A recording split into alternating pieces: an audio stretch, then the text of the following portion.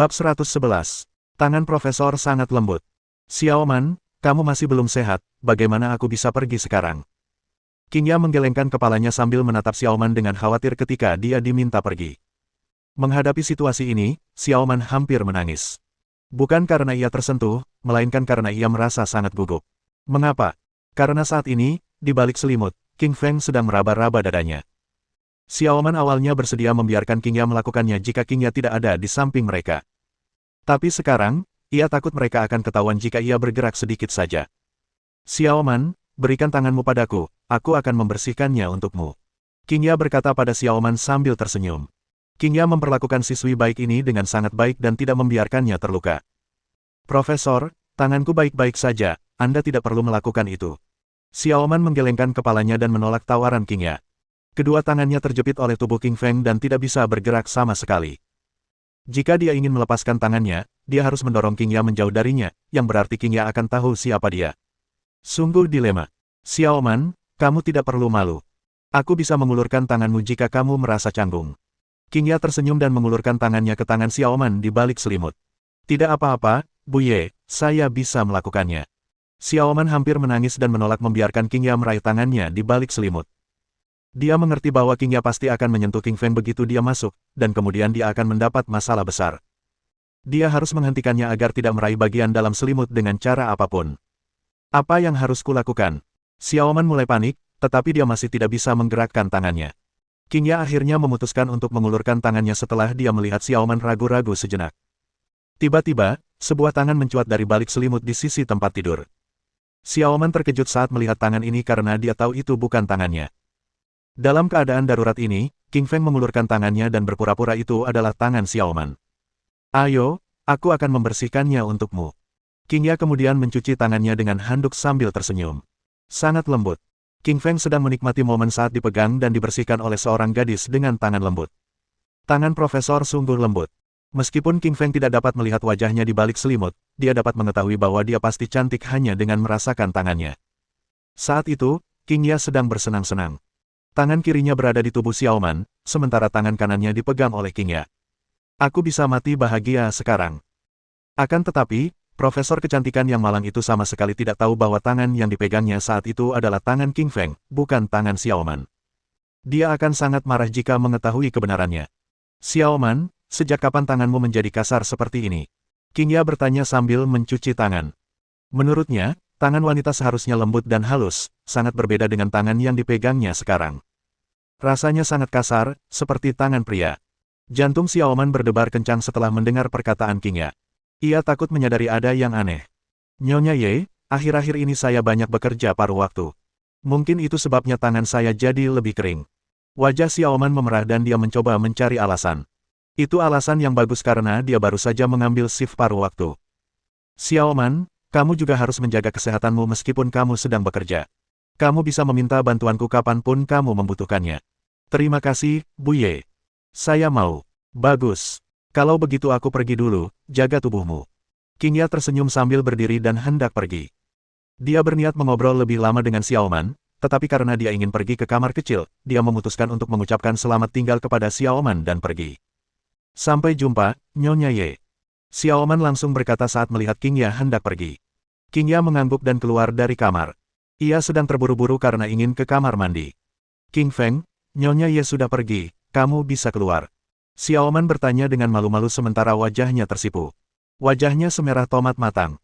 Dia menjadi lebih malu daripada gugup saat itu. Memikirkan bagaimana King Feng baru saja menggigit dadanya di bawah selimut, Xiaoman merasa sangat malu dan ingin menggali lubang dan bersembunyi di dalamnya. Astaga, Xiaoman, dadamu terlalu besar, aku hampir mati lemas. King Feng membuka mulutnya lebar-lebar dan mulai bernapas sebanyak yang dia bisa segera setelah dia melompat keluar dari penutup. Ia hampir mati karena kekurangan oksigen. Dada Xiaoman tidak cukup besar untuk menampungnya. Ia membuka mulutnya di dada Xiaoman dan bisa mencium aroma manis di udara. Benar saja, itu adalah aroma manis di udara. Udara yang biasanya tidak berbau, tetapi di sekitar dada Xiaoman, aromanya begitu harum. Wajah Xiaoman tidak bisa lebih merah lagi dan dia bersembunyi di bawah selimut setelah mendengar apa yang dikatakan King Feng. Xiaoman, apakah kamu ingin melanjutkan? King Feng tersenyum sambil menatap Xiaoman yang pemalu di balik selimut. Jika bukan karena gangguan Qingya, dia pasti sudah berhubungan seks dengan Xiaoman. Dan sekarang setelah King Ya akhirnya pergi, King Feng pasti ingin melanjutkannya. Lagi pula, itu tidak akan sehat baginya sampai ia melepaskan hasrat seksualnya. King Feng, bisakah kita melakukannya lain hari? Teman sekamarku akan kembali dan akan buruk jika kita ketahuan oleh mereka. Xiaoman berkata pelan di balik selimut tanpa memperlihatkan kepalanya.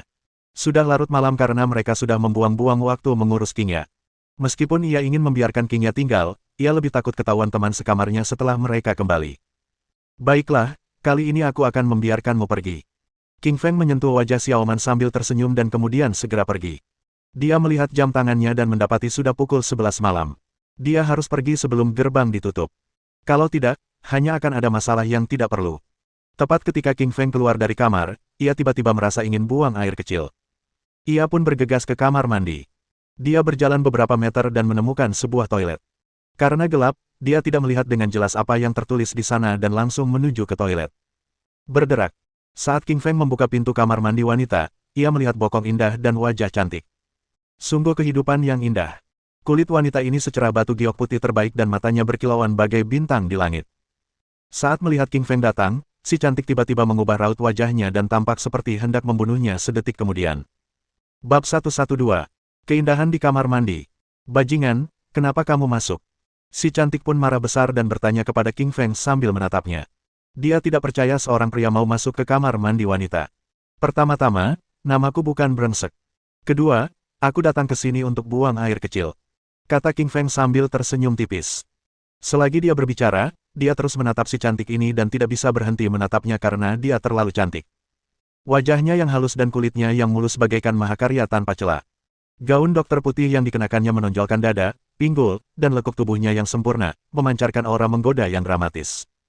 Betapa cantiknya wajah dan tubuh seksi yang dimiliki oleh wanita cantik kelas atas ini.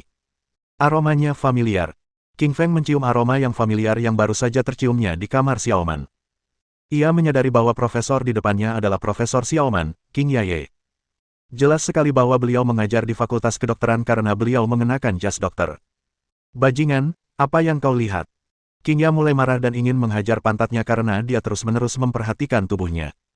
Namun, dia tidak bisa berdiri karena tubuhnya akan terekspos di hadapannya. King Ya tahu bahwa King Ya bukan muridnya karena ia tidak mengenalnya. Namun, ia mungkin berasal dari kelas lain karena ada banyak sekali mahasiswa di Fakultas Kedokteran. Dia bersumpah bahwa dia harus menyelidiki orang ini dan mengusirnya dari sekolah begitu dia meninggalkan kamar mandi. Cantik, namamu King Yaye, kan? Bagaimana kamu tahu namaku? Percayakah kamu jika aku bilang aku hanya menebak? King Feng bertanya sambil tersenyum halus. Dia tentu tidak akan memberitahunya bahwa dia baru saja menyelinap keluar dari balik selimut di samping Xiaoman. Kau pikir aku akan percaya? Kau pasti sudah menguntitku di sini dan sekarang mencoba memperkosaku. Kau benar-benar mesum. King Yaye menatap King Feng dengan jijik dan marah. Dia mengira lelaki ini pasti telah menguntitnya dan mencoba melakukan sesuatu yang tidak bermoral karena kecantikannya. Anda selalu melihat berita tentang pria yang mengikuti wanita ke kamar mandi, rumah mereka, atau bahkan garasi mereka dan melakukan kekerasan seksual terhadap mereka. Cantik, aku kesini cuma mau pipis. Aku nggak lagi ngikutin kamu. King Feng mencoba menjelaskan padanya sambil mengerutkan kening. Dia benci disalahpahami. Lagi pula, dia tidak punya kebiasaan mengikuti perempuan ke toilet. Kalau begitu, kenapa kau tidak pergi saja kalau kau tidak menguntitku? King Ya menatap dingin ke arah King Feng. Ia benar-benar waspada terhadap pria ini karena takut pria itu tiba-tiba menyerangnya. Tidak ada siapa-siapa di kamar mandi selain mereka karena sudah jam 10 malam. Kalau pemuda ini tiba-tiba lepas kendali dan lari ke arahnya, dia pasti tidak akan bisa kabur. Dia berharap agar King Feng segera pergi secepatnya karena dia sudah merasa sedikit takut.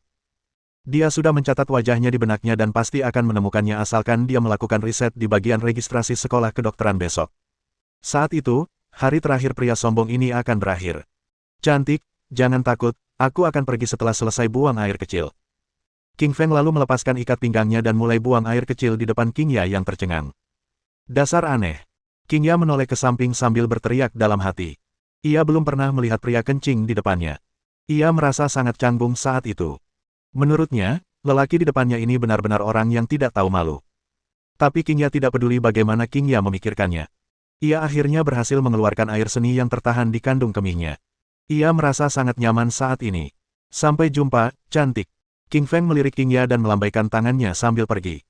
Dia tidak ingin King Ya salah paham bahwa dia sedang menguntit dan mencoba melakukan sesuatu yang buruk padanya, jadi dia mencoba pergi secepat mungkin. Apakah dia pergi begitu saja? King Ya tidak mempercayai matanya saat melihat King Feng pergi. Dia pikir lelaki ini sedang menguntitnya, tetapi sekarang, sepertinya itu hanya kesalahpahaman. Apakah orang ini benar-benar datang ke sini hanya untuk buang air kecil? Tetap saja aneh jika seorang pria kencing di kamar mandi wanita. Jangan biarkan aku melihatmu lagi setelah kau melihat tubuhku. King Ya mengepalkan tinjunya sambil menatap pintu dengan marah. Sungguh cerita yang lucu bahwa mereka benar-benar bertemu di toilet wanita untuk pertama kalinya. Sungguh malam yang mengasyikkan. King Feng berjalan di jalan yang sepi sambil berpikir penuh semangat. Tentu saja, kegembiraan itu datang dari bersembunyi di bawah selimut di samping Xiao Man sambil berada di samping King Ya pada saat yang sama. King Feng menyukai petualangan dan kegembiraan. Kepribadiannya dibentuk oleh pengalaman-pengalaman yang pernah ia alami, termasuk kematian dan perjuangan bertahan hidup. Itulah sebabnya ia tak bisa menolak petualangan dan wanita. Dan hanya kedua hal itulah yang dapat memberikan manusia kehidupan yang luar biasa. Sekarang hari mulai gelap, lampu neon ada di mana-mana di jalan. King Feng menghentikan taksi dan menuju ke istana bangsawan. Dia merasa bahwa akhir-akhir ini dia semakin tidak bisa menolak wanita, dan ini pasti karena sindrom pertempuran. Sindrom pertempuran adalah sindrom yang rumit. Sindrom ini seperti sekuel setelah ribuan pembunuhan di medan perang yang hanya bisa diatasi dengan berkencan dengan lebih banyak perempuan. Sindrom itu pernah dialami oleh King Feng setelah ia membunuh ratusan orang di sebuah suku saat ia berada di benua serigala. Ia baru pulih setelah seharian tidur bersama Alice. Sindrom pertempuran tampaknya telah aktif lagi setelah dia membunuh laba-laba beracun dan yang lainnya di kota Laut Timur. King Feng telah tiba di Villa Unit 13 dalam waktu setengah jam. Dia membuka pintu dan melihat Suelin sedang menunggunya di ruang tamu. Sekarang sudah jam 11 malam. Suelin biasanya sudah tertidur selarut ini. Tapi sekarang, ia masih menunggunya di ruang tamu, yang membuat King Feng sedikit tersentuh. Saat ini, Suelin mengenakan lingerie rendah hitam. Wajahnya yang elegan, kulitnya yang putih, dan bibirnya yang merah terekspos di bawah cahaya ruangan, sementara bentuk tubuhnya yang seperti jam pasir sebagian tersembunyi di balik lingerie rendahnya, membuat King Feng bergairah. Lingerie rendah hitam, aku menyukainya. King Feng tiba-tiba merasa panas di sekujur tubuhnya setelah melihat pakaian dalam yang dikenakan Suelin dan tidak sabar untuk melompat ke atasnya. Dia ingat Suelin masih mengenakan piyama rendah putih ketika dia kembali terakhir kali. Bagaimana mungkin dia sudah memakai lingerie hitam? Namun, dia tetap terlihat cantik apapun yang dikenakannya. Apa dia mencoba merayuku? Tiba-tiba terlintas pikiran aneh di benak King Feng. Bab 113. Pakaian tidur istri. Li Qingshan merasa Suelin akhir-akhir ini agak aneh. Dulu, dia tidak pernah memakai baju tidur di rumah. Tapi belakangan ini, dia sudah memakainya 2 kali. Pakaian tidurnya juga jadi lebih seksi. Kemarin dia pakai gaun putih bermotif jala. Hari ini, dia pakai rendah hitam. Istriku sedang mencoba merayuku. King Feng yakin bahwa Suelin mencoba merayunya. Sebelumnya, King Feng telah membuat Suelin takut dengan hubungan barunya dengan Ruyan Liu. Suelin mengenakan pakaian tidur karena dia telah membacanya di buku kurang dari cara mengalahkan Vixen lebih besar dari. Buku itu mengatakan bahwa untuk mengalahkan wanita jalan seperti Ruyan Liu, seseorang harus mengenakan pakaian tidur seksi untuk merayu prianya. Pria pada dasarnya menyukai pakaian tidur berenda. Untuk mengalahkan Ruyan Liu, Suelin secara khusus pergi ke toko untuk membeli 1 set pakaian dalam berenda. Dari apa yang dilihatnya, hasilnya sangat bagus. King Feng sudah tertarik padanya. Ini membuatnya sangat bahagia. Di hati Suelin, saingan terbesarnya adalah Ruyan Liu. Demi mengalahkan Ruyan Liu, ia bahkan rela memakai baju tidur yang tidak disukainya. Li Qingfeng adalah suaminya, dan ia tidak akan membiarkan suaminya digoda oleh wanita lain. Apalagi oleh perempuan jalang itu. Sayang, kamu kembali. Sekilas rasa malu muncul di wajah cantik Suelin saat dia melihat King Feng masuk. Dia sedikit gugup. Ini pertama kalinya ia mengenakan pakaian tidur seksi seperti itu di depan seorang pria. Wajar saja, ia malu dan gugup. Akan menjadi berita besar jika rasa malu muncul di wajah Suelin. Semua orang di kota Laut Timur tahu bahwa Suelin, CEOI Snow Corporation, dingin dan cantik. Ia bagaikan gunung bersalju yang bahkan tak tersenyum. Konon, beberapa anak orang kaya bertaruh akan memberikan $1 juta kepada orang yang bisa membuatnya tersenyum. Namun, tak seorang pun berhasil melakukannya. Ruyan Liu merupakan ancaman besar bagi Suelin. Demi merebut hati suaminya, Suelin mulai berusaha mengubah dirinya. Melihat perubahan Suelin, King Feng senang. Ia merasa berhasil mengubah CEO yang dingin menjadi wanita yang lembut dan pemalu. Ini adalah pencapaian besar dan membuatnya bersemangat hanya dengan memikirkannya. Menaklukkan CEO yang dingin itu selalu menjadi impian terbesar King Feng. Tentu saja, impian terbesarnya adalah bercinta dengan Suelin dan memiliki anak. Tapi jelas, Suelin belum siap. Namun, sudah merupakan suatu kemajuan bahwa ia bersedia mengenakan pakaian tidurnya di depan King Feng. King Feng sangat yakin bahwa dengan usahanya, Suelin suatu hari nanti akan bersedia bercinta dengannya.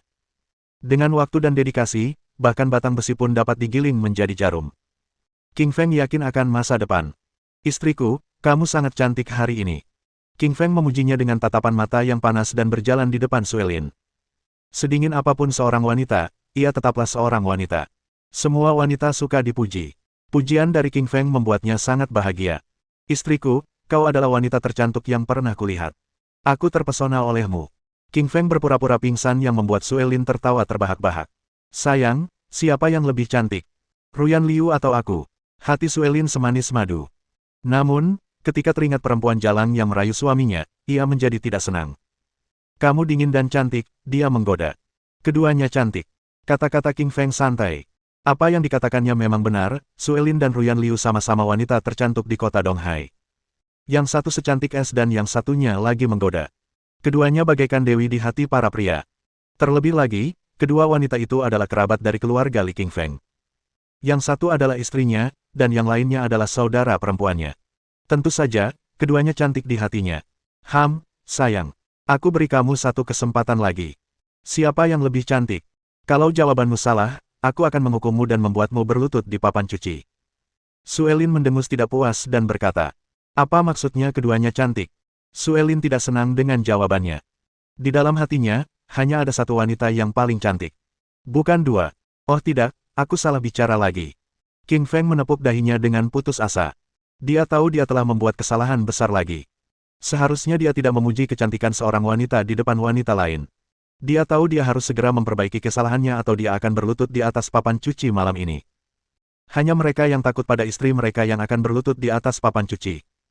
Namun, King Feng tidak akan pernah berlutut di atasnya. Istriku, kau salah dengar. Aku bilang kau yang paling cantik. Ruyan Liu bersinar seperti kunang-kunang di samping bulan saat berada di sampingmu. 10 Ruyan Liu takkan mampu menandingi kecantikanmu. King Feng menggunakan kata-kata manisnya untuk menenangkan Suelin. Benarkah, sayang? Seluruh tubuh Suelin terasa lemas ketika mendengar kata-kata King Feng. Namun, kata-katanya tetap membuatnya bahagia. Tentu saja, istriku. Kau bunga peoni dan Ruyan Liu bunga liar. Kau mawar dan Ruyan Liu daunnya. Di hatiku, kau akan selalu lebih cantik daripada Ruyan Liu. Ia takkan pernah bisa dibandingkan denganmu. King Feng tersenyum tipis dan menggambarkan Suelin sebagai satu-satunya bunga di dunia. Dia tahu kata-katanya tidak benar. Ruyan Liu sebagai seorang wanita sama cantiknya dengan Suelin. Namun, untuk menenangkan Suelin, dia hanya bisa melawan keyakinannya dan mengatakan bahwa Ruyan Liu tidak cantik. Kakak Gan, aku hanya mengatakan ini untuk menenangkan istriku. Tolong jangan salahkan aku. Doa King Feng dalam hati. Dia tahu bahwa dia seharusnya tidak pernah membiarkan Ruyan Liu mendengar kata-kata yang diucapkannya. Jika Ruyan Liu tahu bahwa dia telah menggambarkan Suelin sebagai bunga peoni dan Suelin sebagai bunga liar, dia akan membunuhnya. Pada saat yang sama, rumah nomor 14. Ruyan Liu mengenakan gaun jala merah dan berbaring malas di sofa. Ia menyesap anggur merah. Wajahnya yang menggoda dan tubuhnya yang menggerahkan sungguh memikat. Cantik. Ini benar-benar cantik, tak diragukan lagi. Kecantikan yang menyaingi Suelin. Bersin. Ruyan Liu tiba-tiba bersin. Kilatan kebingungan muncul di matanya. Siapa yang menjelek-jelekkanku? Dia tahu ada seseorang yang berbicara buruk tentangnya karena dia akan bersin setiap kali seseorang berbicara buruk tentangnya. Namun Ruyan Liu tidak pernah menduga bahwa itu adalah saudara laki-lakinya. Bab 114. Cara menghibur wanita. Sayang, dalam hatimu, apakah aku benar-benar lebih cantik dari Ruyan Liu? Wajah cantik Suelin tampak malu-malu. Bulu matanya berkibar-kibar menawan. Sayang, aku sudah mengatakannya. Kaulah yang terindah di hatiku. Ruyan Liu tak tertandingi. King Feng tersenyum tipis dan berkata, ia telah belajar dari kesalahannya. Di hadapan kekasihnya, ia hanya bisa berkata bahwa kekasihnya adalah yang terindah. Li King Feng sudah cukup mahir merayu wanita. Setelah beberapa patah kata, hati Suelin sudah semanis madu. Sayang, aku memaafkanmu. Kamu tidak perlu berlutut di atas papan cuci lagi. Hati Suelin semanis madu setelah mendengar ucapan King Feng bahwa dirinya yang paling cantik. Ia pun memutuskan untuk memaafkan kata-kata pria itu sebelumnya. Tidak peduli seberapa pintar seorang wanita, mereka akan tetap tertipu oleh sanjungan. Terima kasih, sayang. Suamiku, aku minta rekomendasimu untuk Departemen Keuangan dan Keamanan. Sudahkah kamu memilih seseorang? Ya, sayang. Aku merekomendasikan Hao Luo menjadi Direktur Keamanan dan Yan Su menjadi Direktur Keuangan. Keduanya orang baik. King Feng tersenyum ringan dan merekomendasikan orang-orang yang dipilihnya kepada Suelin. Dia secara khusus pergi ke Departemen Keamanan dan Keuangan pagi ini untuk menyelidiki. Departemen Keamanan bertanggung jawab atas keselamatan perusahaan es dan salju, dan merupakan bagian penting dari perusahaan tersebut. Hao Luo, rekan dekatnya, akan sangat dipercaya untuk menjadi kepala keamanan. Departemen Keuangan juga sangat penting. King Feng tidak mengenal siapapun dari Departemen Keuangan, tetapi ia pernah bertemu Yan Su. Yan Su sebelumnya adalah wakil direktur Departemen Keuangan dan sangat memahami urusan keuangan perusahaan. Ia adalah kandidat yang tepat untuk posisi tersebut. Baiklah, aku akan resmi mengangkat mereka sebagai direktur besok, kata Suelin sambil tersenyum. Pagi harinya, ia mengumumkan secara terbuka bahwa King Feng akan bertanggung jawab memilih kepala keamanan dan keuangan di masa depan. Hal ini sebagian untuk memberi kompensasi kepada King Feng, tetapi juga untuk memberi suaminya lebih banyak kekuasaan agar para karyawan Ice Snow Corporation menjilatnya, alih-alih mencari masalah dengannya. Oh ya, sayang, besok kamu tidak perlu datang ke perusahaan. Kamu bisa langsung ke Liu Corporation untuk urusan bisnis kita. Sayang, kamu menyuruhku pergi mencari Ruyan Liu besok.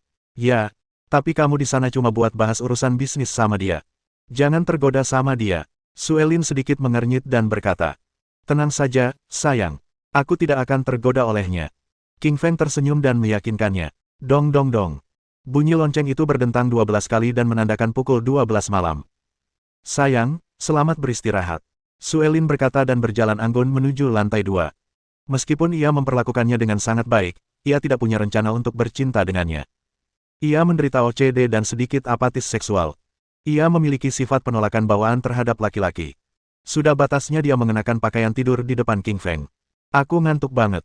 Waktunya tidur. King Feng menguap. Dia sangat lelah karena sudah jam 12 malam. Dia mandi air panas lalu tidur di kamar tidurnya di lantai pertama. Tidurnya nyenyak sekali. Ia bahkan bermimpi berbaring di tempat tidur dan dikelilingi oleh banyak wanita cantik. Ada Suelin, Ruyan Liu, Meng Yao Sue, Wan Qiuxia, Xiao Yue Zhang.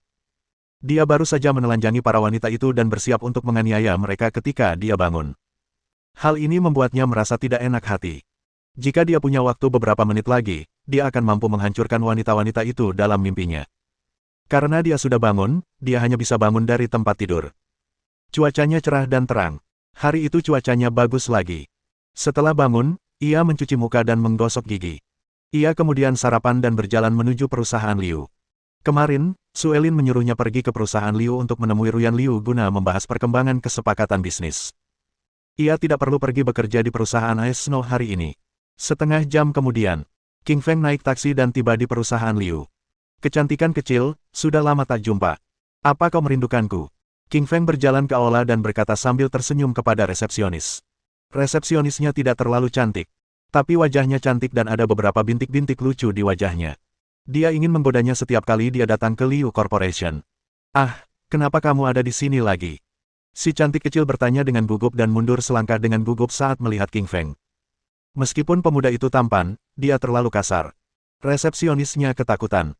Kakak Gan, jangan ganggu dia. Apa kau tidak lihat dia hampir menangis? King Feng hendak menggoda resepsionis itu ketika dia mendengar suara yang menggoda. Ia berbalik dan langsung tertarik. Ruyan Liu tampak cantik hari ini. Ia menggoda dengan mata yang cerah dan gigi putih bak mutiara. Bulu matanya yang panjang berkibar memikat. Hari ini ia tidak mengenakan gaun merah, melainkan gaun hitam. Gaun hitam itu memeluk lekuk tubuhnya yang menggerahkan. Ia tampak menggoda, menarik, dan menawan. Kakak Gan, kamu cantik sekali hari ini, aku hampir tidak bisa mengalihkan pandanganku darimu. Kata King Feng sambil tersenyum.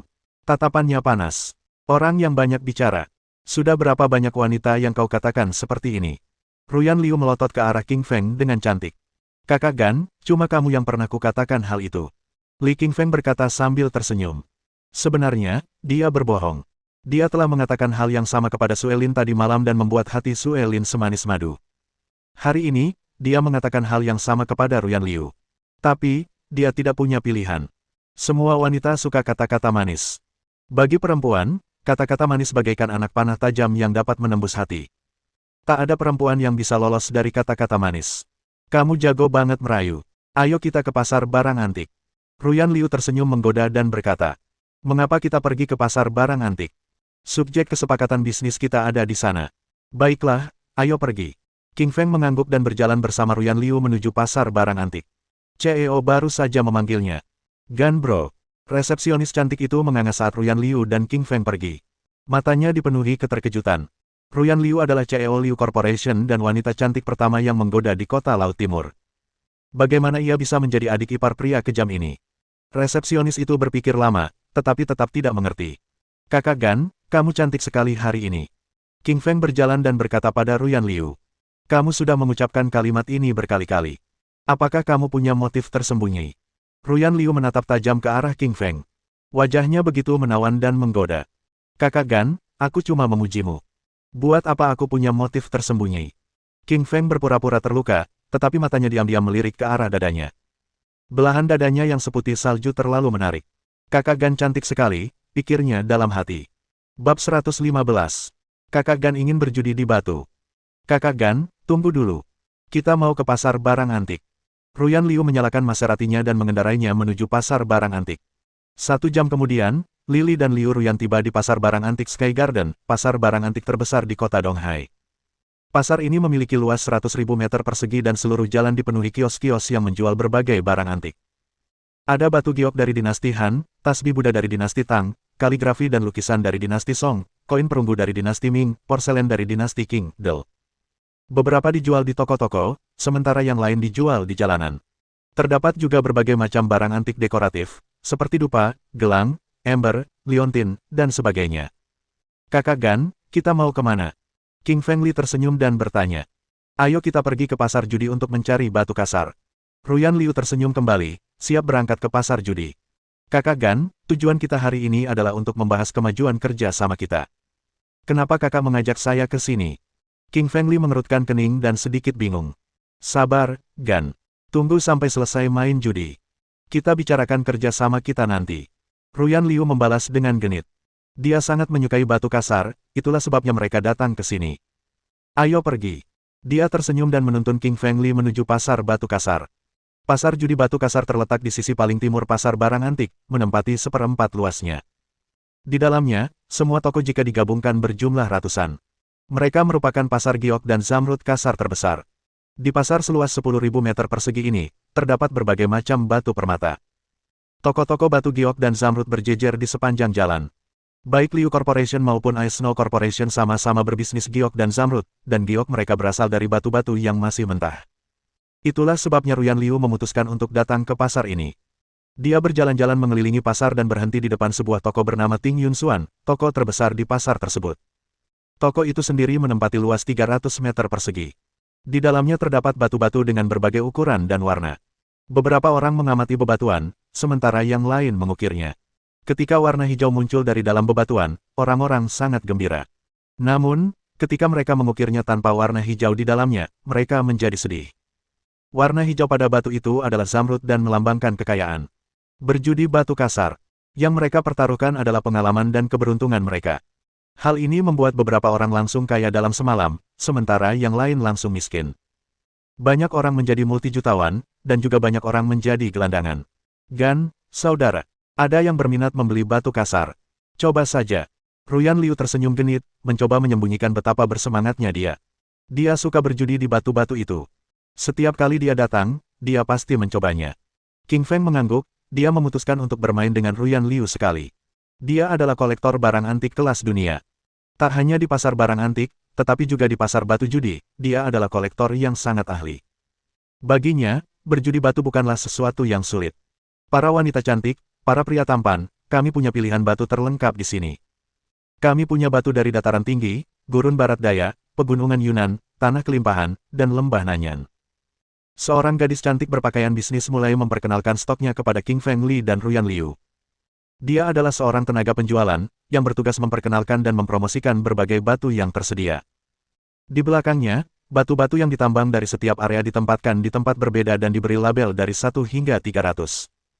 Saya ingin batu nomor 1 dari daerah dataran tinggi. Ruyan Liu tersenyum dan memilih batu dari dataran tinggi. Dia sangat menyukai batu-batu dataran tinggi.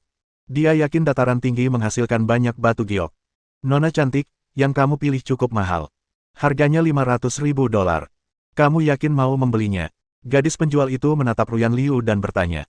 Dia tahu karena batu itu sangat mahal, tidak banyak orang yang akan membelinya. Wanita di depannya adalah yang pertama. Ya, aku mau yang itu.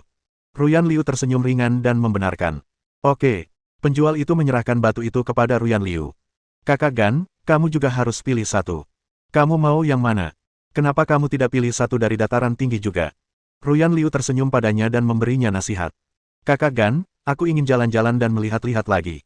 Lily melambaikan tangannya dan menolak sarannya. Dia tidak menginginkan apapun dari dataran tinggi.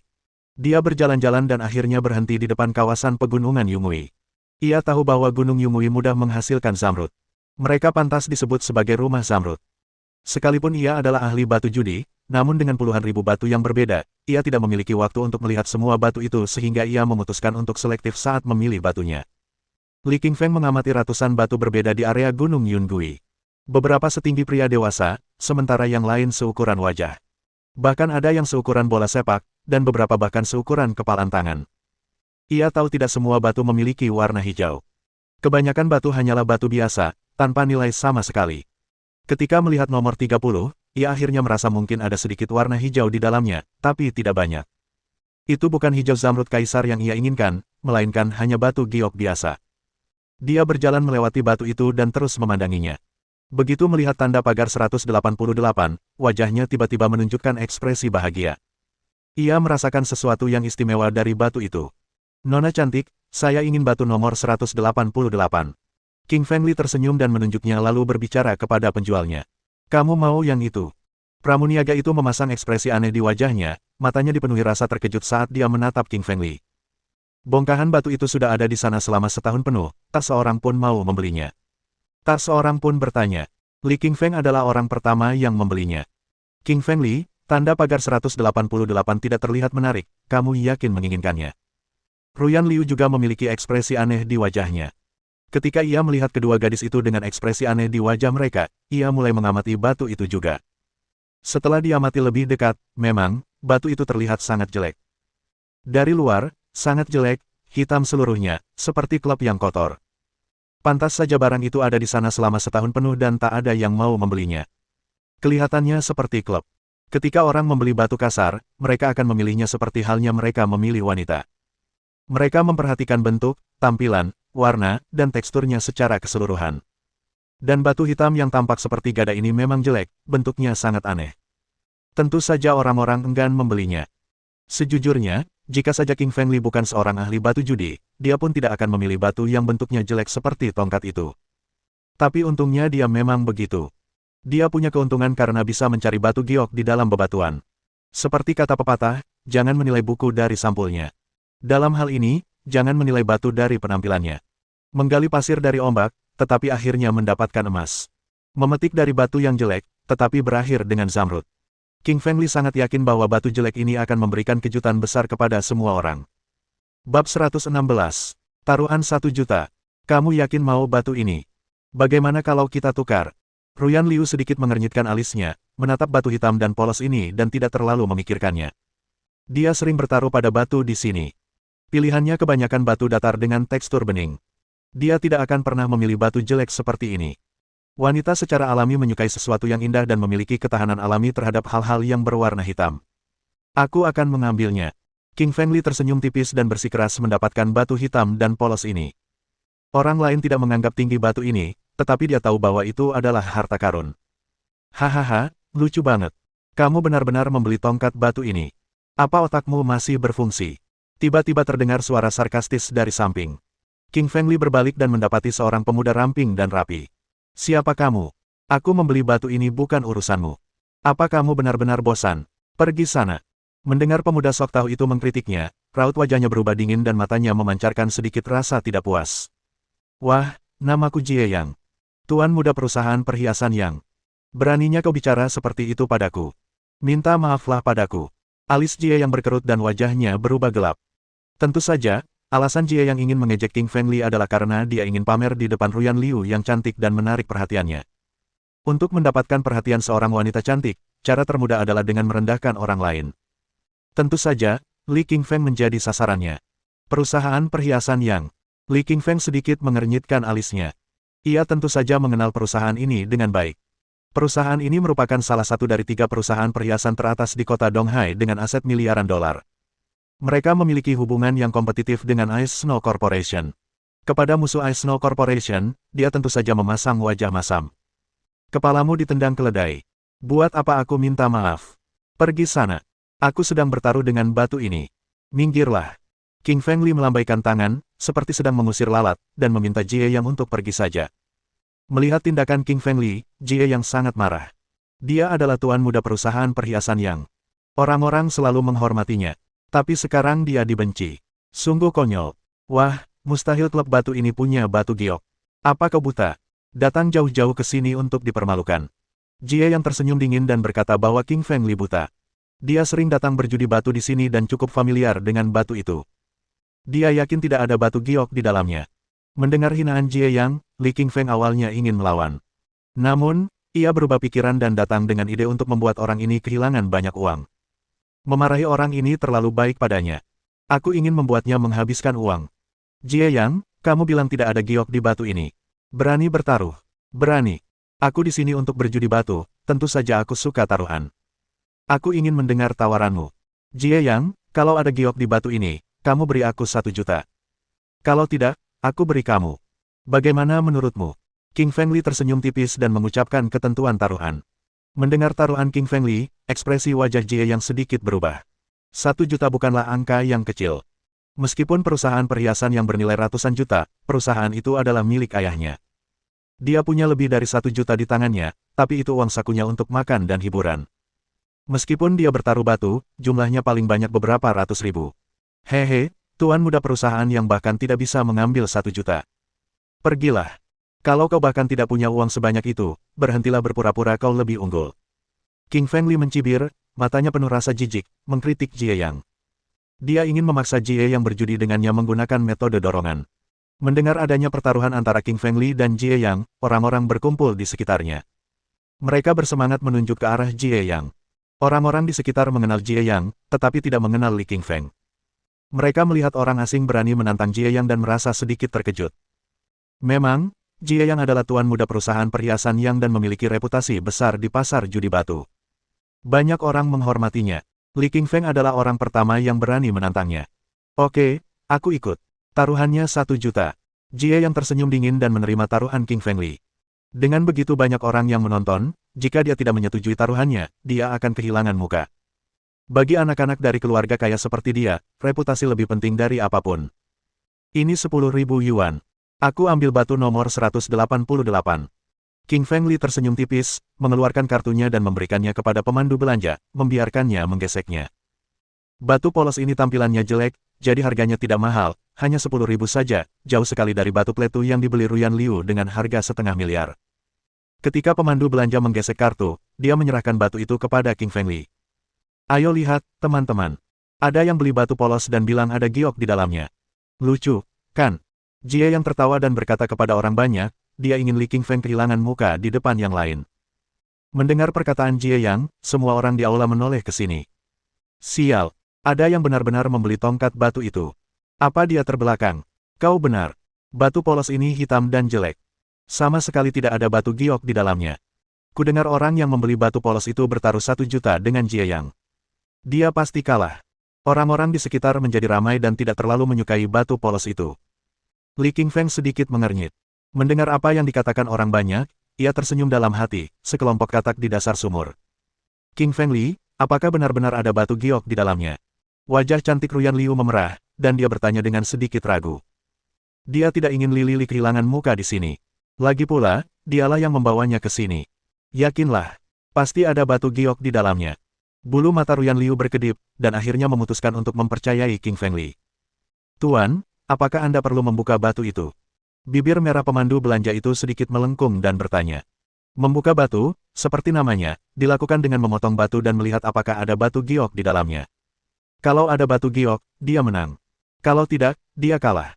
Namun, meskipun ada giok di dalamnya, hal itu tetap bergantung pada jenis dan mutu giok tersebut. Semakin hijau, semakin baik. Semakin tinggi mutunya, semakin tinggi pula nilainya. Saya akan membukanya sekarang. King Feng Li tersenyum kecil, wajahnya penuh percaya diri. Karena dia tahu di klub batu itu tidak hanya ada batu giok, kualitasnya juga sangat tinggi. Bab 117. Kaisar Jade yang legendaris. Tuan, silakan lewat sini. Pemandu belanja itu tersenyum tipis. Para pramuniaga di sini memiliki sikap pelayanan yang sangat baik, tersenyum ketika bertemu pelanggan, yang membuat pelanggan merasa nyaman. Dia membawa Lili King Feng ke ruang terbuka di sisi timur. Seorang pria berusia 50 tahun sedang memotong batu tersebut. Pria itu memiliki tangan yang kasar tetapi sangat stabil, mungkin hasil dari pemotongan banyak batu selama bertahun-tahun. Dalam industri pemotongan batu, makin tua seseorang, makin banyak pengalaman dan makin baik keterampilan yang dimilikinya. Apakah kau sedang memotong tongkat batu ini? Sang guru tua menatap batu polos di tangan King Feng Li, matanya penuh dengan keterkejutan. Dia adalah seorang ahli dan telah bekerja di sini selama bertahun-tahun, jadi tentu saja dia tahu tentang reputasi batu ini. Batu ini sudah berada di tempat ini selama setahun penuh dan tak seorang pun menanyakannya. Pemuda di depannya bahkan menghabiskan 10.000 yuan untuk membeli batu yang tak seorang pun anggap penting. Bukankah dia mudah tertipu? Tuan tua, mohon amplas perlahan dari permukaannya dan jangan memotongnya dari tengah. Kalau tidak, akan merusak batu giok di dalamnya. King Feng Li tersenyum tipis dan berkata kepada guru tua itu. Dia juga ahli dalam berjudi batu, jadi dia tahu banyak tentang cara membuka batu. Dia sengaja menjelaskannya karena takut batu gioknya akan rusak. Mendengar kata-kata Lili, tuan tua itu memutar matanya. Akan aneh melihat batu giok di batu polos ini. Biasanya batu dibuka dari tengah karena lebih praktis dan mudah. Namun, King Feng Li memintanya untuk menggilingnya perlahan dari kulitnya dan guru tua itu harus melakukan apa yang dikatakannya. Bagaimanapun, Lili adalah pelanggan, dan tuannya hanya bertanggung jawab untuk memotong batu. Akan tetapi, mengenai kepercayaannya terhadap adanya batu giok di batu polos itu, guru tua itu mencemoohnya. Cici. Sang maestro tua memercikkan sedikit air ke batu tersebut, lalu mengeluarkan alat khusus dan mulai menggiling perlahan dari permukaan batu tersebut. Peralatan yang ia gunakan panjangnya 20 cm, berduri hitam, alat yang khusus dibuat untuk membuka batu. Lapisan-lapisan bubuk batu perlahan berjatuhan dan menumpuk menjadi puing-puing. Dia menggiling selama sekitar 20 menit dan 5 mm di atas permukaan batu itu hilang. Batu itu masih hitam, tanpa kehijauan sama sekali. Hahaha, lucu sekali. Aku tahu tidak ada batu giok di batu polos itu. Kamu tidak percaya padaku. Jie yang tertawa dan mengejek King Feng Li. Orang-orang di sekitar memandang Lili dengan ejekan, mengira ia tertipu membeli batu terlantar. Sungguh memalukan. Jika tidak ada batu giok di dalamnya, Li King Feng harus membayar ganti rugi 1 juta kepada Jie Yang. Orang-orang di sekitar menyaksikannya seolah-olah itu adalah pertunjukan. Ruyan Liu juga mengerutkan kening, ragu apakah ada batu giok di batu itu. Tentu saja, Li King Feng memberitahunya bahwa ada, jadi dia memutuskan untuk menunggu dan melihat, percaya pada Li King Feng. Pak, bagaimana kalau dipotong langsung dari tengahnya? Menggiling sedikit demi sedikit seperti ini hanya buang-buang tenaga dan waktu. Jelaslah sang guru tua tidak berpikir ada batu giok di dalamnya, dan menyarankan agar King Feng Li memotong langsung dari tengahnya menggunakan mesin pemotong batu. Keuntungan memotong dari tengah adalah menghemat waktu dan memungkinkan untuk melihat apakah ada warna hijau. Namun, kerugiannya adalah dapat merusak seluruh giok. Tuan tua, saya akan memberi Anda tambahan 1.000 yuan. Silakan bekerja keras dan giling kulitnya perlahan. Tentu saja, King Feng Li tahu bahwa mengasah batu membutuhkan banyak tenaga, jadi dia langsung memberi uang tambahan 1.000 yuan kepada tetua agung itu. Baiklah, aku akan mendengarkanmu. Wajah sang guru tua menunjukkan keterkejutan. Biasanya, biaya untuk membuka satu batu sekitar 100 hingga 500 yuan. Sekarang, pemuda di depannya memberinya 1.000 yuan, dan ia tentu saja merasa puas. Itu uang. Semua orang menyukainya. Sang guru menyeka keringat di dahinya dan meneruskan mengasah batu itu. Hah, ada warna hijau. Ekspresi wajah sang maestro tua berubah. Ketika ia mencapai 10 mm, akhirnya muncul sedikit warna hijau. Warna hijaunya sangat pekat dan berminyak, lebih hijau daripada giok manapun yang pernah ia buka sebelumnya. Apakah ini kaisar giok yang legendaris? Wajah guru tua itu penuh dengan keterkejutan. Agak sulit dipercaya. Kalau memang itu kaisar giok, itu pasti keberuntungan besar. Giok kaisar sebesar ini saja bisa bernilai 100 juta termasuk bahan bakunya. Jika diolah menjadi perhiasan atau kalung, harganya pasti akan jauh lebih tinggi lagi, bahkan tak ternilai harganya. Orang-orang di sekitar melihat warna hijau itu, menyadari ada batu giok di dalamnya. Beberapa orang mulai menunjukkan minat. Adik kecil, aku akan memberi 500.000. Bisakah kau menjual batu itu kepadaku? Seorang pria setengah baya gemuk sambil minum bir berkata kepada King Feng Li. Dia tahu bahwa batu giok di batu polos ini tidak sederhana. Dia ingin mendapatkan keuntungan dan menipu Lily untuk menjualnya kepadanya. Di pasar judi batu, banyak orang seperti pria parubaya bertubuh gemuk ini. Mereka disebut pemetik sisa, yang bertujuan membeli batu yang baru saja berwarna hijau untuk mendapatkan keuntungan. Tidak untuk dijual. King Feng Li menggelengkan kepalanya, menolak pria setengah baya yang gemuk itu secara langsung. Dia tahu bahwa pria setengah baya yang gemuk itu melihat warna hijau dan ingin memanfaatkannya. Kau bisa memanfaatkan orang lain, tapi sekarang kau memanfaatkanku. Li King Feng tidak menunjukkan ekspresi ramah padanya. Adik kecil, meskipun ada sedikit kehijauan di dalamnya, bukan berarti semuanya hijau. Kalau ada sedikit saja, kamu akan rugi. Jelas pria setengah baya yang gemuk ini tidak menyerah dan terus membujuknya. Dia benar-benar mulai menyukai klub batu ini. Perjudian batu mempertaruhkan pengalaman dan keberuntungan. Jika hanya ada sedikit hijau di batu itu, ia tetap kehilangan uang. Hanya dengan jumlah hijau yang besar ia bisa mendapatkan keuntungan. Jangan khawatir, aku mampu membayar uang ini. Li King Feng sedikit mengernyitkan alisnya, tidak lagi menanggapi pria parubaya bertubuh gemuk itu. Ia membiarkan tuan tua itu terus membuka batu itu. Sang maestro tua menyeka keringatnya. Dengan kikir, ia dengan hati-hati mengikis kulit batu, takut merusak warna hijau di dalamnya. Warnanya hijau. Semua hijau. Sang maestro tua menghapus lapisan batu tersebut, memperlihatkan bagian hijau di dalamnya.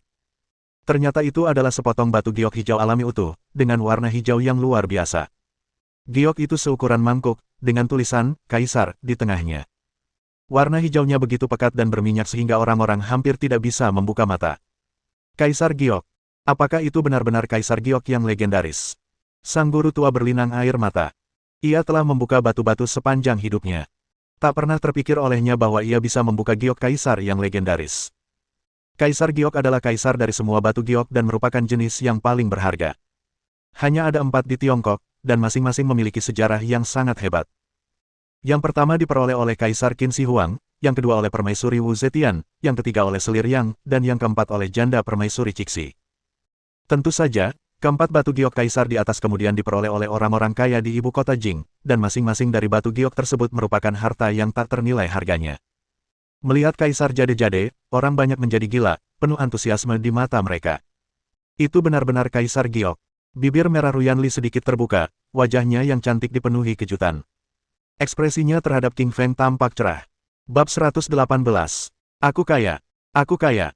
Sobat, aku akan membeli Kaisar Giok ini seharga 10 juta. Persetan, cuma 10 juta. Aku mau beli 20 juta. Jual aja ke aku, sobat. Saya punya 50 juta, semuanya diam. Semua orang mengelilingi King Feng dan mencoba merayunya agar menjual Kaisar Jade kepada mereka. Orang-orang yang masih mencibir pada King Feng sampai menit terakhir semuanya mencoba menjilatnya demi sepotong batu giok Kaisar itu. Biasanya ada 9 tingkatan untuk giok, yang diurutkan dari tingkat 1 hingga tingkat 9, yang merupakan tingkat tertinggi. Tingkat di atas tingkat 9 disebut Emperor Jade. Sesuai namanya, giok Kaisar adalah giok yang layak dimiliki oleh Kaisar pada masa dinasti kuno. Giok ini merupakan giok kualitas terbaik di antara semua giok. Konon, yang memiliki batu giok Kaisar adalah Kaisar atau Permaisuri. Sial, aku kalah taruhan. Jie yang mulai merasa panik dan frustrasi setelah melihat semua orang mencoba membeli Kaisar Giok.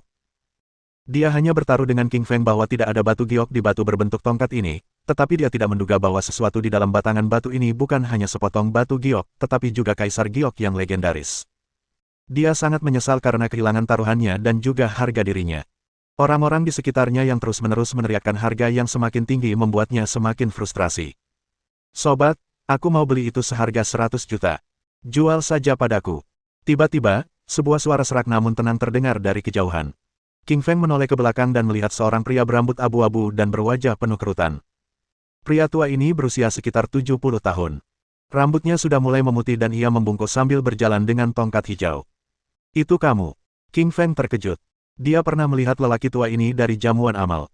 Dia adalah ketua asosiasi barang antik, Yun Chang Su. Pada malam pesta amal, Yun Chang mencoba membeli liontin giok dari King Feng. Meskipun Ruyan akhirnya membawanya, mereka sudah saling kenal.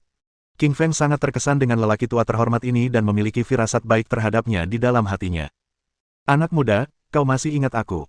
Kukira kau benar-benar lupa siapa aku. Aku Su Yun Chang, dan properti ini milik keluarga Su kita. Yun Chang tersenyum riang dan tampak sangat bahagia. Jenggotnya terus bergerak-gerak karena ia tersenyum, yang membuatnya tampak menggemaskan.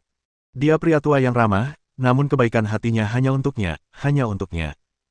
Dia selalu menunjukkan wajah datarnya dan bersikap acuh tak acuh terhadap orang lain. Yun Changsu, dia adalah presiden asosiasi barang antik.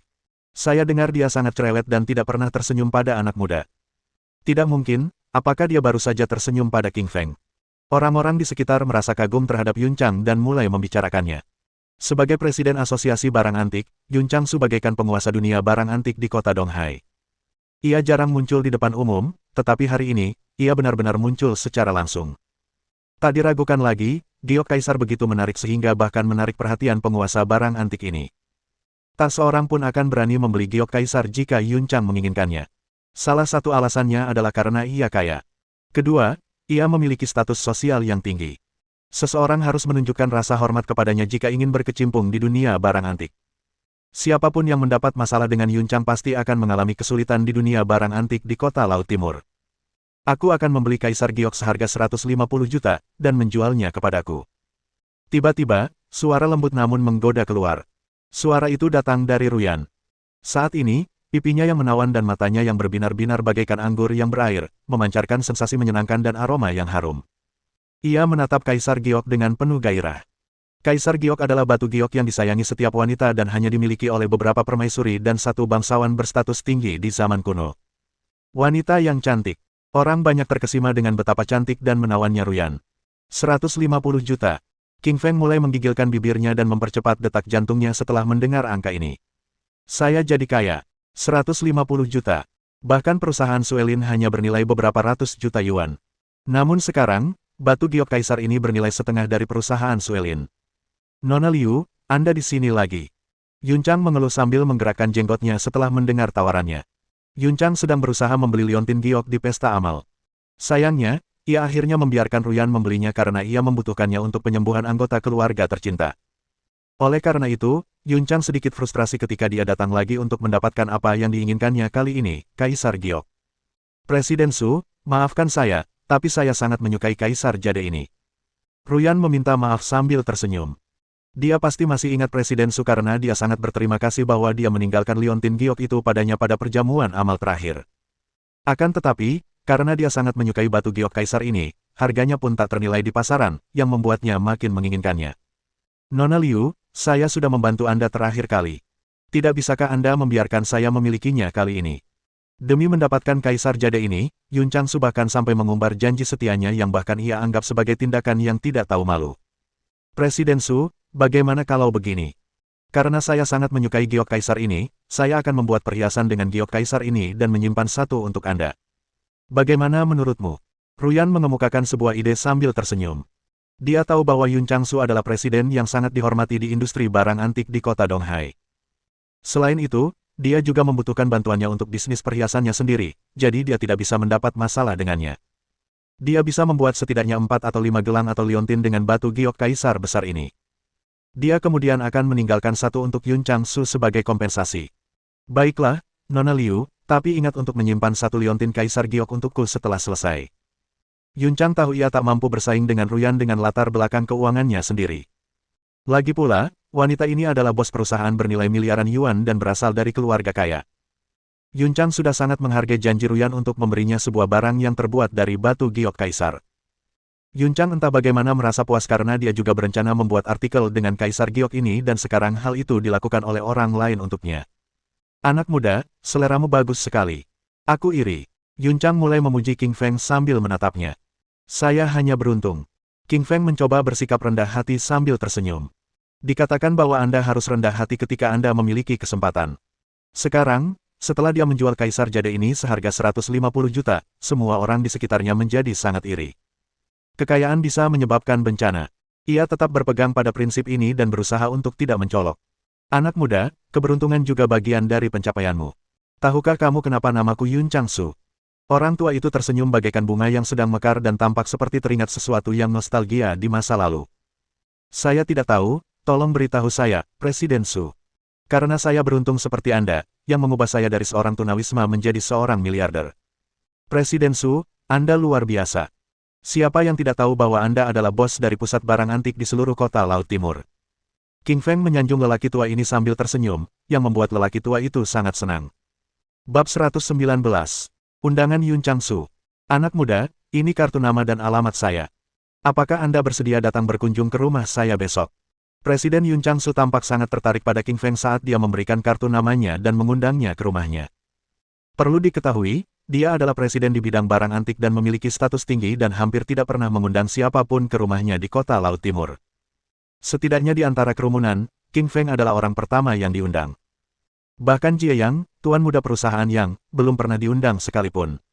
Apa yang baru saja ku dengar? Presiden Yun Changsu mengundangnya ke rumahnya. Sungguh beruntung. Dia punya banyak barang antik, kaligrafi, dan lukisan terkenal di rumahnya yang kebanyakan orang tidak akan pernah bisa melihatnya seumur hidup mereka. Wah, akan sangat menyenangkan jika saya juga diundang oleh Presiden Yun Changsu. Kamu, lupakan saja. Semua orang di kerumunan itu cemburu dan mulai membicarakannya.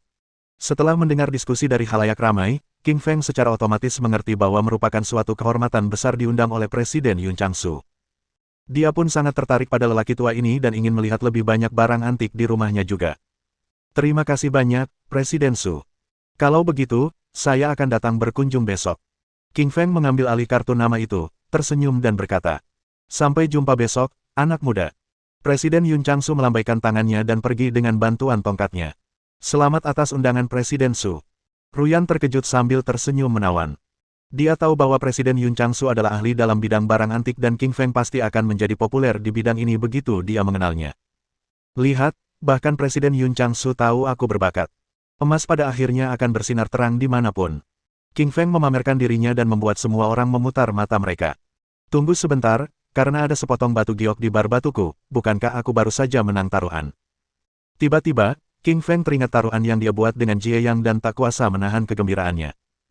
Karena Jie Yang menertawakannya karena tidak ada batu giok di batang batunya, dan sekarang malah ada batu giok kaisar, King Feng pasti akan membalas dendam. Jie Yang, kamu kalah taruhan, berikan aku 1 juta yang kamu janjikan. Kata King Feng sambil berjalan ke arah Jie Yang. Wajah Jie Yang tampak muram seolah-olah orang tuanya telah meninggal dunia setelah mendengar apa yang dikatakan King Feng.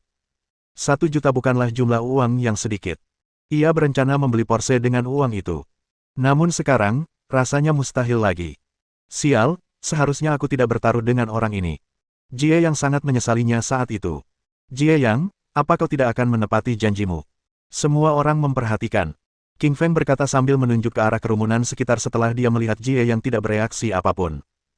Semua orang mulai memandang Jie Yang dengan jijik dan memberi isyarat kepadanya bahwa dia harus menepati janjinya dan membayar saja. Mengikuti arus memang naluri manusia. Mereka yang tadinya hanya menertawakan King Feng dan menyanjung Jie Yang di menit-menit terakhir, kini berganti posisi. Ini, cek 1 juta yuan. Jie Yang memberikan cek 1 juta yuan kepada King Feng dengan wajah kesal. Dia tidak dapat menarik kembali kata-katanya di depan semua orang karena mereka semua mendengar taruhannya dengan King Feng. Meskipun dia telah memberinya cek, dia menatap King Feng dengan kebencian yang mendalam yang menjeritkan keinginannya untuk mematahkan kakinya. Ada batu giok kaisar di bar batumu, biarkan aku memeriksa batu dataran tinggiku. Ruyan mengeluarkan batu dataran tinggi yang telah dipilihnya sambil tampak gembira. Batu dataran tinggi miliknya berukuran sebesar baskom dengan pola berwarna hijau dan bening, yang tampaknya memiliki kualitas yang cukup baik. Ruyan yakin bahwa jika ada batu giok kaisar di batu palang milik King Feng, pasti ada juga batu giok di batu dataran tinggi miliknya. King Feng mencoba merasakan batu itu dengan hatinya dan merasa seperti tidak ada batu giok di batu dataran tinggi itu, meskipun dia tidak mengatakannya karena dia tidak ingin menghancurkan kepercayaan Ruyan. Ruyan membawa batu dataran tinggi itu kepada ahli batu dan memintanya untuk memecahkan batu itu. Idealitas itu indah, sedangkan realitasnya tidak. Batu dataran tinggi itu telah dipecahkan seluruhnya oleh ahli batu, namun tetap saja tidak ada batu hijau di dalamnya. Itu hanya sepotong batu biasa. Sial, itu cuma batu biasa. Ruyan begitu marahnya sampai-sampai dia tidak dapat berhenti menggigilkan bibirnya dan mengedipkan matanya sambil memandangi pecahan batu itu. Dia menghabiskan lebih dari 500.000 untuk batu ini karena dia pikir dia bisa mendapatkan banyak uang dari batu giok di dalamnya. Sayangnya, itu hanyalah sepotong batu biasa. Sebuah batu biasa bahkan tidak akan bernilai 10 yuan. Dibandingkan dengan King Feng yang mendapatkan batu giok kaisar di batunya dan meraup 150 juta yang awalnya hanya ia keluarkan 10.000, Ruyan yang menghabiskan lebih dari 500.000 justru tidak mendapat imbalan apapun. Betapa frustrasinya ketika kontras sebesar itu terjadi satu demi satu. Bagaimana Anda tahu ada giok di batu Anda? Ruyan terus menatap King Feng dengan rasa ingin tahu. Dia sudah yakin bahwa King Feng ahli dalam berjudi batu. Kalau tidak, dia tidak akan mengambil keputusan secepat itu untuk membeli batu itu. Batu itu sudah ada di sana selama setahun dan terus diabaikan orang lain. Namun, begitu melihatnya, King Feng langsung menginginkannya. Itu jelas bukan kebetulan. Ini rahasia, apakah kamu ingin tahu? Ruyan memutar matanya dan tidak mempercayai apa yang dikatakan King Feng. Dia agak kesal karena mengira King Feng hanya bercanda. Namun, nyatanya, dia punya kekuatan super khusus yang bisa membantunya mendeteksi keberadaan batu giok di dalam material batu. Hanya saja, dia tidak bisa mengatakannya dengan lantang. Jangan marah, kamu nggak cantik kalau lagi marah. Lihat, berapa banyak orang yang sudah terpesona sama kamu hari ini. King Feng membujuk Ruyan sebagaimana yang selalu dilakukannya pada wanita lain dan membuatnya tersenyum tidak lama kemudian. Mulut macam apa ini, apa cuma tahu caranya membahagiakan wanita? Ruyan mengerjapkan mata dengan wajah memerah. Ayo kita keluar dari sini. Ruyan lalu pergi bersama King Feng sambil tersenyum. King Feng Li, aku tidak akan membiarkan ini begitu saja. Jie yang melotot ke arah King Feng saat melihatnya pergi. Sebagai tuan muda keluarga Yang, ia tidak hanya kehilangan 1 juta yuan, tetapi juga harga dirinya. Ia harus mendapatkannya kembali. Tentu saja, selain harga dirinya, dia juga sangat tertarik pada batu giok kaisar. Dia memutuskan untuk memberi hukuman pada King Feng dan mengambil giok kaisar. Saudara Pao, saya akan memberimu 500.000 untuk menghukum seseorang. Namanya Li King Feng, dan nomor mobilnya 8888. Jie yang menelepon nomor misterius di teleponnya. Jangan khawatir, Tuan Muda Yang. Aku akan menyuruh seseorang melacak mobilnya dan memberinya pelajaran. Suara agresif datang dari telepon tanpa emosi. Bab 120. Kamu masih terlalu muda untuk melawanku. Bukankah seharusnya kamu yang bayar makanannya kali ini? Kamu dapat banyak sekali hari ini. Ruyan tersenyum sambil mengedipkan matanya, yang membuatnya tampak semakin menawan. Dia tahu bahwa King Feng telah mendapatkan sejumlah besar uang dari 150 juta yuan hasil penjualan giok kaisarnya dan 1 juta dolar yang dimenangkannya dari taruhan dengan Jie Yang. King Feng seperti sekotak coklat yang selalu dapat mengejutkannya. Dia selalu datang untuk bertaruh batu di pasar barang antik, meskipun baik dia maupun orang lain belum pernah melihat giok kaisar.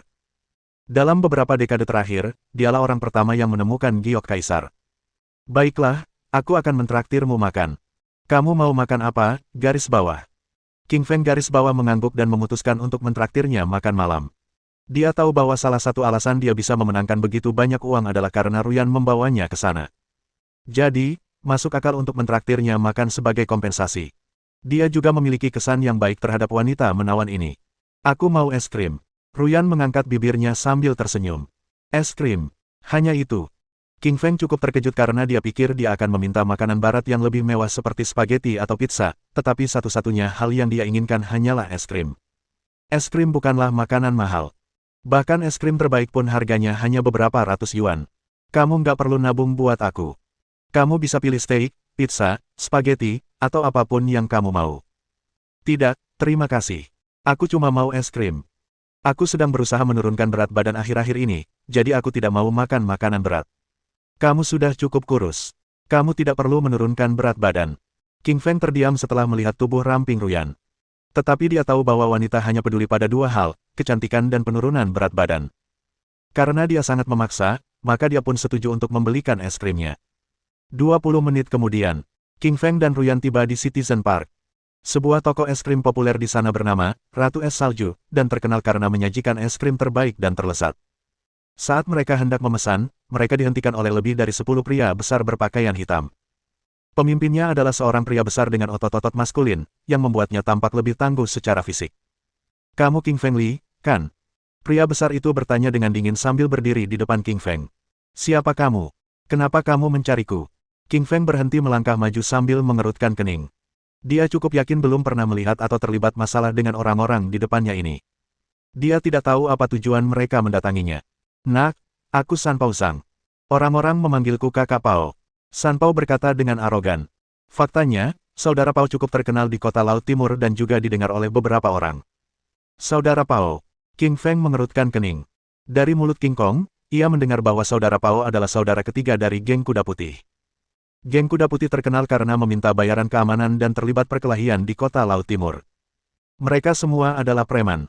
Setelah melihat King Feng dikelilingi oleh lebih dari 10 orang, orang-orang di sekitar taman mulai berkumpul bersama karena mereka mengira perkelahian akan dimulai. Berdiri di samping dan tidak melakukan apapun adalah hal yang manusia suka lakukan, dan bertarung adalah hal yang mereka suka lihat. Wah, cantik sekali gadis itu. Sanpao mulai menatap Ruyan dengan rakus. Di matanya, Ruyan bagaikan seorang dewi dengan wajah menawan, mata berbinar, bibir merah merona, kulit cerah, dan tubuh ramping yang menutupi gaun hitamnya. Sanpao bersumpah kepada Tuhan bahwa dia adalah wanita tercantik yang pernah dilihatnya. Dia seharusnya menghukum King Feng sesuai perintah Jie Yang, tetapi dia mulai terganggu oleh kecantikan ini tepat setelah dia melihatnya. Cantik, apakah kamu mau minum bersamaku? Sanpao bertanya sambil tersenyum seperti orang mesum. Dia memutuskan untuk bermain-main dengan wanita ini sebelum menghukum King Feng. Pergi sana. Ruyan berteriak padanya dengan marah. Apa pria ini benar-benar ingin merayuku? Beraninya kau. Panas dan penuh kepribadian, aku menyukainya. Sanpao sama sekali tidak marah. Malah, ia semakin bersemangat setelah Ruyan membentaknya. Dia menatap Ruyan dengan tatapan jorok. Melihat Sanpao menggoda Ruyan, langsung marah besar. Dasar bajingan gila yang tidak tahu apa yang dia lakukan. Sanpao Zhang, apa kau tidak merasa wajahmu seburuk simpanse, sampai-sampai membuat semua gadis jijik? Pergilah sekarang juga, jangan kotori mata kami. King Feng mencibir pada Sanpao. Bocah, beraninya kau menghinaku. Ya, kaulah yang kuhina. Kau benar-benar sampah yang jelek. Anak manja, seseorang membayarku mahal karena mematahkan kakimu. Aku mencoba memberimu 1 menit lagi untuk istirahat, tapi sekarang tidak lagi. Sanpao mencibir sambil menatap King Feng dengan tatapan dingin. Dia marah dan mulai bersiap menendang pantat pria sombong ini. Dia berpikir untuk menganiaya wanita cantik tepat di depan King Feng setelah dia mematahkan kakinya. Hah, mematahkan kakiku. Kurasa kamu belum cukup kuat. King Feng mencibir dengan arogan. Meskipun King Feng menghadapi saudara ketiga dari geng kuda putih dan 10 anteknya yang lain, dia bahkan tidak menanggapi mereka dengan serius. Ini hanya masalah sepele bagi King Feng. Mereka tidak akan menjadi lawannya bahkan jika ada lebih banyak dari mereka yang datang. Tidak ada banyak perbedaan antara 1 domba dan 10 domba bagi seekor serigala. Itu tidak akan menimbulkan ancaman apapun baginya. Bocah, kau bilang aku tidak cukup kuat. Kalau begitu, akan kutunjukkan sebagian kekuatanku. Sanpao sedikit membuka mulutnya dan memperlihatkan gigi putihnya secara agresif. Dia mulai mendekati King Feng sambil melayangkan tinjunya dengan momentum yang dahsyat. Saudara Pao adalah saudara ketiga dari geng kuda putih dan dia tahu cara bertarung. Pemuda ini akan mati. Nah, seorang pemuda yang tidak tahu batas kemampuannya berani menantang saudara Pao. Benar, kan? Siapapun yang bermasalah dengan saudara Pao selalu mendapat konsekuensi yang mengerikan. Para antek yang mengikuti saudara Pao itu semuanya membicarakan King Feng sambil menatapnya seperti orang yang akan segera mati. Di sisi lain, orang-orang di sekitar King Feng semuanya menatapnya dengan simpati. Haruskah kita menelepon polisi? Ruyan mengerutkan kening dan bertanya sambil menghadapi Sanpao yang agresif dan sekitar 10 anteknya yang berpakaian hitam. Jangan khawatir, tinjuku adalah solusi terbaik untuk menghadapi gangster ini. King Feng berkata perlahan sambil mengangkat tinjunya. Sanpao menyerang dengan tangan kanannya ke arah King Feng sambil meraung. Sepertinya Anda bahkan dapat mendengar suara ledakan meriam di udara. Ini disebut Cannon Fist, yang ditemukan oleh seorang master bela diri. King Feng melangkah ke tanah dan kemudian melontarkan dirinya ke udara, seketika tiba di depan Sanpao sambil hanya meninggalkan sepasang jejak kaki di tempat dia dulu berdiri. Kecepatan luar biasa. Gemuruh. Aduh. Sanpao menjerit keras kesakitan saat tinjunya dihancurkan berkeping-keping oleh King Feng. Betapa dahsyatnya kekuatan itu. Sanpao terkejut dan menatap King Feng sambil memegang tinjunya yang patah. Kamu tidak cukup kuat untuk bertarung denganku. Mohon dukungan dari omom ante-ante sekalian, buat subscribe atau sharekan novel Mimin ke Facebook kalian, agar channel Mimin bisa terus berkembang. Dengan begitu, Mimin bisa lebih semangat untuk up novel seru lain ke depannya. Sekiranya ada kebutuhan buat subback, silakan inbox Mimin atau tuliskan di kolom komentar, Mimin dulukan dengan ucapan terima kasih.